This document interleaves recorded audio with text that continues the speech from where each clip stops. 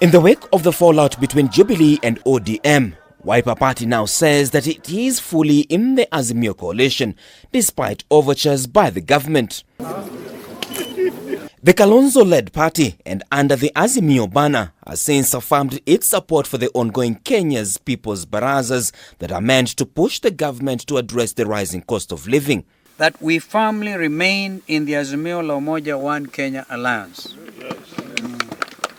Number two, that we fully support the ongoing Azimio la Umoja One Kenya People's Barazas. In the last 2 weeks, there have been divisions in the Azimio Alliance following a visit by some ODM members to State House, leading to a backlash from their party leader, Raila Odinga.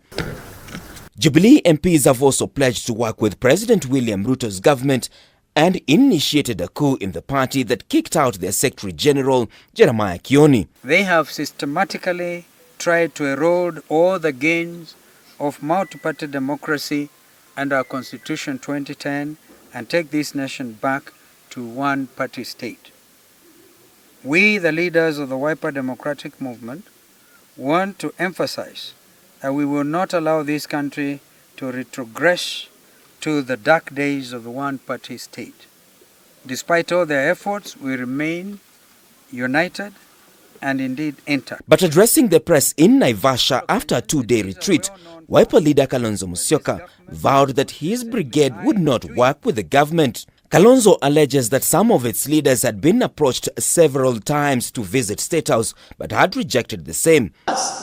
Flanked by members of his party, Kalonzo accused the government of using public institutions and resources to entice individual members in the name of development.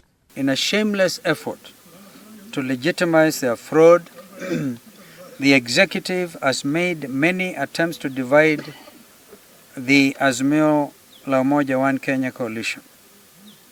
They have openly used public institutions and public resources to entice individual members, quote unquote, in the name of development, to break ranks with their political parties.